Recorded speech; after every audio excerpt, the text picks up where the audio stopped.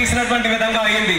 అటువంటి పరిస్థితుల్లో ప్రజాస్వామ్యాన్ని కాపాడడానికి ఏ మతం వారికి ఎప్పుడు ఆపద వచ్చినా మేము ఉన్నామని చెప్పడానికి, ముఖ్యంగా హిందువులకు అందరికీ కూడా సపోర్ట్ చేయడానికి ఈ రోజు మన మధ్యలో వచ్చినటువంటి చంద్రబాబు నాయుడు గారికి మన ప్రాంత వాసులు అందరి తరపున కూడా మరొకసారి ధన్యవాదాలు తెలియజేసుకుంటున్నాను. మరి సమయం కూడా తక్కువ ఉంది కాబట్టి మరి ముఖ్యంగా మనం ప్రశ్నించాల్సినటువంటిది ఈ రోజు మనకున్నటువంటి ముఖ్యమంత్రి జగన్మోహన్ రెడ్డి గారిని. గతంలో చంద్రబాబు నాయుడు గారు ముఖ్యమంత్రిగా ఉన్నప్పుడు ఆయన వెంకన్న స్వామి భక్తులైనా సరే ఎప్పుడు ఒక క్రిస్టియన్ కి గాని, ఒక చర్చికి గాని, ఒక మసీదుకి గాని, ఒక ముస్లింకి గాని, ఒక దళితుడికి గాని, ఒక మహిళకి గాని, ఒక రైతుకి గాని ఎటువంటి అపకారం గాని, ఎటువంటి ఇబ్బందులు గాని ఎప్పుడు కూడా కలగలేదు.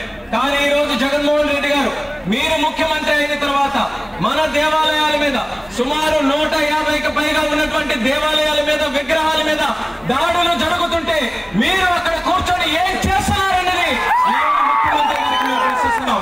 కనీసం ఇంత పెద్ద ఎత్తున ఇటువంటి కార్యక్రమాలు జరిగినప్పుడు ఒక ముఖ్యమంత్రిగా స్పందించి ఇది జరుగుతున్నటువంటిది తప్పని కూడా చెప్పలేనటువంటి దత్తమ్మ ముఖ్యమంత్రి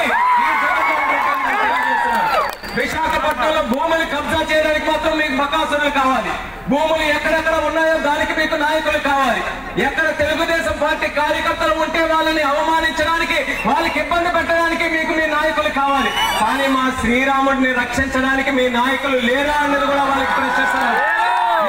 మీ నాయకులు ఈ రకంగా ఇబ్బందులు జరుగుతుంటే ఒక్కరు కూడా స్పందించకుండా మళ్ళీ చంద్రబాబు నాయుడు గారు ఇక్కడ అడుగు పెడతారంటే మీరు టెంట్లు వేసుకోవడాలు, మీ నాయకులు పెంచుకోవడాలు, మెట్లు ఎక్కడాలు తప్పితే చంద్రబాబు నాయుడు గారు రాకపోతే ఇక్కడ రామతీర్థం, ఇక్కడ శ్రీరాముడు గురించి అసలు పట్టించుకునే నాదులు మీ ప్రభుత్వంలో లేడా అని ఈ సమావేశంలో ప్రశ్నిస్తున్నారు. పోలీసులు కూడా మీరు కూడా కొన్ని విషయాలు తెలుసుకోవాలి. కొంతమంది వ్యక్తులు కేవలం జగన్మోహన్ రెడ్డి గారు ఏదో చెప్తున్నారని చెప్పి ఆయన మాటలు విని ఈ రోజు ప్రజాస్వామ్యాన్ని మీరు అందరూ కూడా కూనీ చేస్తున్నారు. అది మంచి పద్ధతి కాదు. శ్రీరాముడు గారికి ఈ రకమైనటువంటి అపకారం జరిగినప్పుడు ఎక్కడ పోలీసులు ఉన్నారని నేను ప్రశ్నిస్తున్నాను. అదే రకంగా విజయసాయి రెడ్డి గారికి వస్తే తెరలేపి ఆ విగ్రహం చూపించినప్పుడు మీరు ఉన్నారు.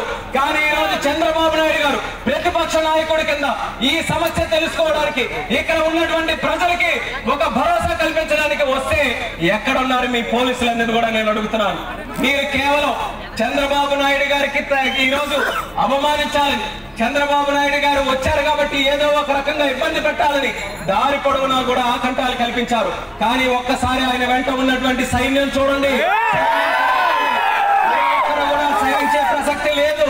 కాబట్టి మీరు దయచేసి ప్రజాస్వామ్యాన్ని కాపాడడానికి ఒక అడుగు ముందుకు వేస్తే మేము కూడా మీకు సహకరించి ముందుకు నడుస్తాం. ఇటువంటి కార్యక్రమాలకి మీరు తోడ్పాటునిస్తే మా సహనాన్ని కూడా పరీక్షించినటువంటి వాళ్ళు అవుతారని కూడా మీ అందరికీ కూడా హెచ్చరిస్తున్నాం. ముఖ్యమంత్రి గారు, ముఖ్యంగా జగన్మోహన్ రెడ్డి గారు, దయచేసి మీరు స్పందించండి. 18 నెలలు మీరు చేసినటువంటి తప్పుడు నిర్ణయాల వల్ల, మీరు తీసుకుంటున్నటువంటి అనాలోచితమైనటువంటి కార్యక్రమాల వల్ల ఈ రోజు రాష్ట్ర ప్రజలు ఇబ్బంది పడుతున్నారు. ఇటువంటి పరిపాలన కొనసాగితే ఈ రాష్ట్రం దేశంలోనే ఉన్నటువంటి పరిస్థితిలో ఉండదు.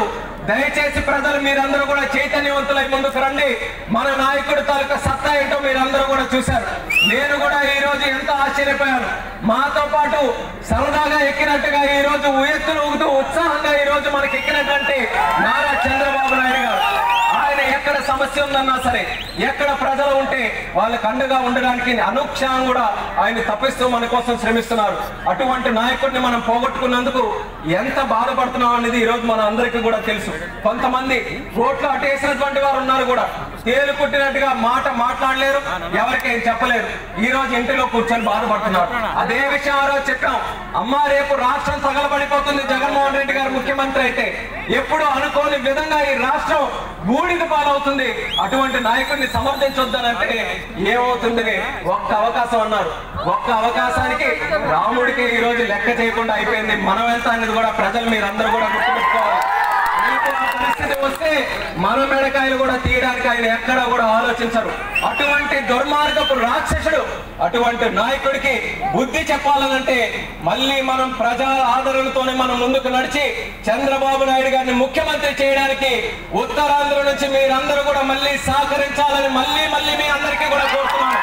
నందమూరి తారక రామారావు గారు తెలుగుదేశం పార్టీ పెట్టినప్పటి నుంచి ఉత్తరాంధ్ర గుండెకాయలాగా మన పార్టీకి పనిచేసింది. ఆ గుండెకాయని యథావిధిగా తయారు చేయడానికి ముఖ్యంగా యువత ముందుకు రావాలని కోరుకుంటున్నాను. ఆ యువతను ముందుకు నడిపించడానికి మన అన్న లోకేష్ అన్న గారు కూడా మన అందరితో పాటు ముందుకు నడుస్తున్నారు. దానికి ప్రతి ఒక్కరు కూడా సహకరించాలని కోరుకుంటూ ఈ రోజు ఈ కార్యక్రమానికి పెద్ద ఎత్తున వచ్చినటువంటి ప్రతి ఒక్కరికి కూడా మళ్ళీ నా శిరస్సు వంచి మీ అందరికీ కూడా నమస్కారాలు తెలియజేస్తూ సెలవు తీసుకుంటున్నాను.